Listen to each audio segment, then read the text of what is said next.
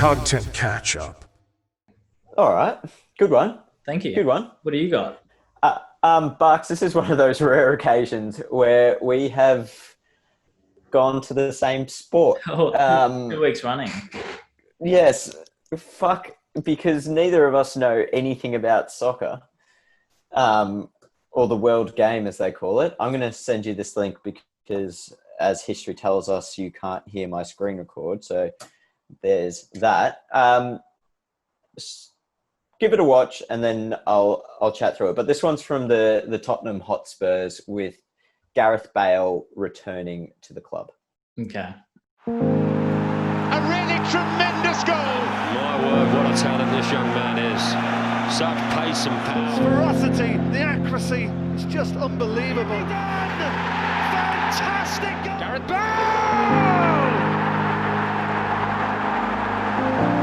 Gareth Bale showing some magic here. It's to be Bale! Oh, save! Sensational. Bale's got the angle this time! Oh, what a goal! The dazzling superstar strikes gold!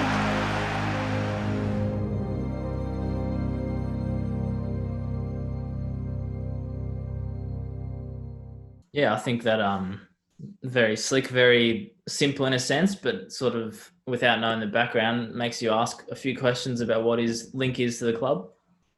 Yeah, so I think this one's going to bring up, don't mean to brag, but I think this is going to bring up an interesting chat. I'm not sure why we're doing a podcast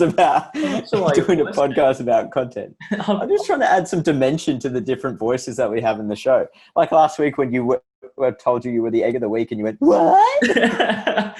All right, chill out. Carry on. So Gareth Bale, from what I understand, is a soccer player that originally played or had played with the Tottenham Hotspur before, and then went to Real Madrid, who are in another league in Europe, soccer. You've done well so far. But then returned home. So they've produced this little bit of content that's playing on that and announcing that rather. And it kind of got me thinking, first of all, thought-wise, and I'm keen to hear your thoughts on this, but thought-wise on the actual production of it as a nice little video.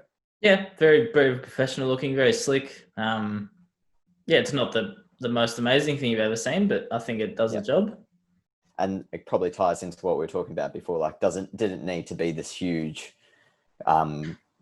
multi-level thing, but it was nice and basic. I thought like the watching the film was quite nice in terms of like players watching their vision and reflecting on stuff. I probably something that we've seen a little bit this year while we were up in the hub, but like players don't often take that step to actually reflect on what they've achieved so far. There's so much focus on what's next and what's coming next that when you actually put them in front of a camera and say, oh, here's what you've done so far, it really hits them. I think we saw it a little bit when we did a bit with Murph when he was doing his when we were talking about his life membership, and you think, this is a guy who's played 250 plus games, nearly 300. How often has he sat down to reflect on what he's done? Yeah, it's a good. Sorry to cut you off, but it's a good point because even well, we all sort of do. We probably don't quite reflect enough, and that's a very simple way in the sporting world that you can be like,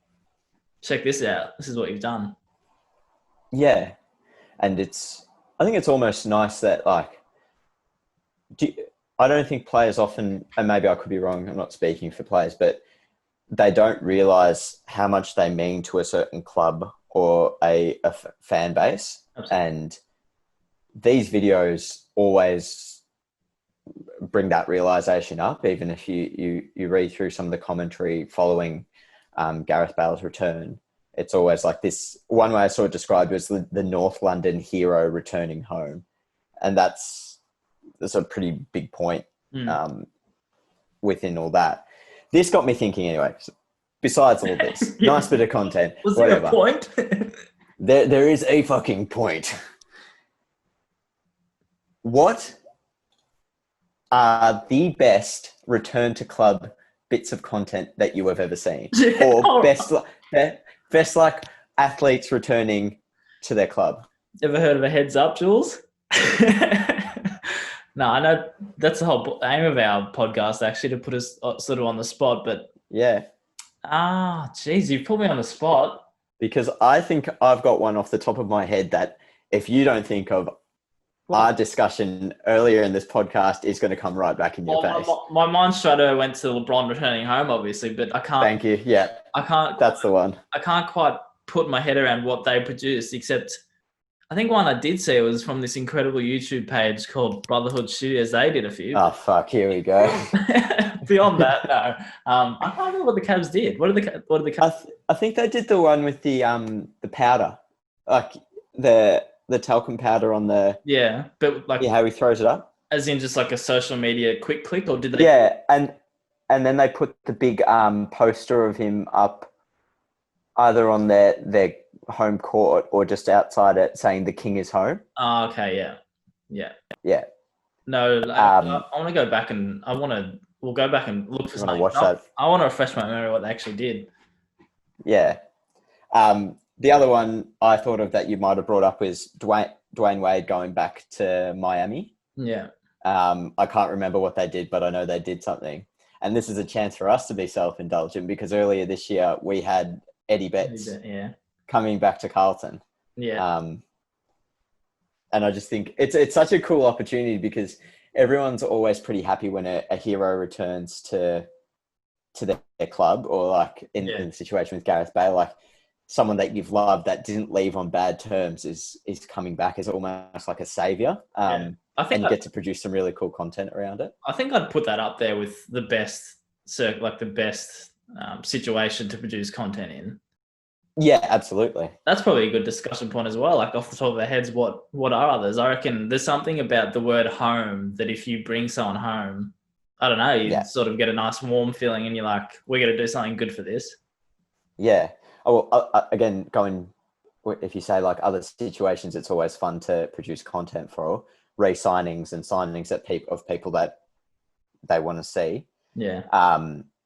If using Carlton as example, if they were to play a home game at Princess Park, that would be really fun to do. Because can you imagine like doing transitions between the old stadium and old footage and the new stadium and stuff like that? Finals.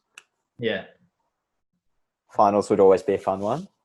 That's Jules, this is crazy to me. So you appreciate this, but back to LeBron one. Oh, fuck. He leaves Cleveland. He goes to Miami. Everyone hates him. He wins his titles to get his name up there with like started up the ranks. He goes back to Cleveland and wins one.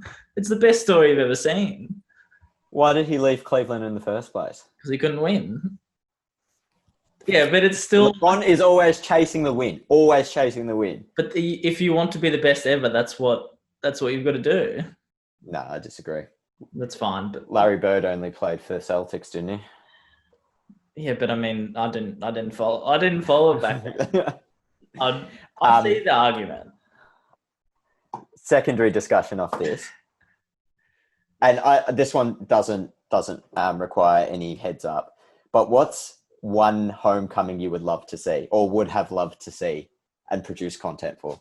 Oh, easy. Blake Griffin back to Clippers. Blake Griffin back to Clippers. Why? Because him being drafted to Clippers in many fans' views, I'm assuming, mine included, is he made that franchise relevant to where they are today. Like without drafting Blake Griffin, you don't get Chris Paul, you don't get Lob City, you don't get a rich owner to make it a super team. Yeah.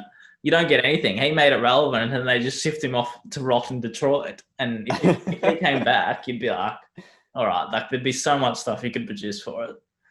That's true. I think that's the other thing. You've got if you're producing this content, you have history that you can already work with. It's like it's not when you get a new player and you have to start a bit of history around them or start their story off. It's a continuation of that timeline that they were at a club. Yeah. Do you have one, or do you have any? I have a couple. I'll go with probably the most obscure one that I have, or least relevant because we haven't spoken about. But there's a baseball player that used to play for the Red Sox named Mookie Betts, and he got traded to the LA Dodgers earlier this year. Everyone in Boston loves him, so I'd love to see that happen. Yeah. Tom Brady back to the Patriots for a year. I'd love to see that as well. I was about to ask if that was, like you touched on that last week, if that's something. He's pretty old, isn't he? Could he realistically sign there for a year and retire? Like when he? That's the thing. I think with it's similar to NBA where you can sign like bullshit 1-day contracts or whatever they are and retire as a Patriot. You can literally sign for like a day and then retire as a exactly. Yeah, exactly. Who did that? Was it Paul Pierce? Paul Pierce did that. Yeah, Paul Pierce did that. Yeah. Back in the day, I would have loved Gavin Wanganeen to come back to Essendon after he went to Port Adelaide. Yeah. But my all-time, the one that I want to see and that is still possible to happen, D Rose back to Chicago. That'd be cool. Yeah, that's my number one. I'd love to see that. I could imagine that. Yeah, so can I, actually. I don't know if I'm just trying to think whether it's more realistic. Would it happen when he's still playing a reasonable thing, or would it literally be like a 1 day sort of welcome home, goodbye? I think he's probably within the next 2 years. It could be while he's still playing somewhat decently. Yeah. And then after that, it's probably a 1-day contract. Yeah, I like that. Well, you saw it with like Kevin Garnett with the Timberwolves. Like he still played reasonably well, but he was like, I forgot what he played, but he probably only a year there and then he left. Like I'd much prefer you go out like that than on a random thing where you're trying to win a ring.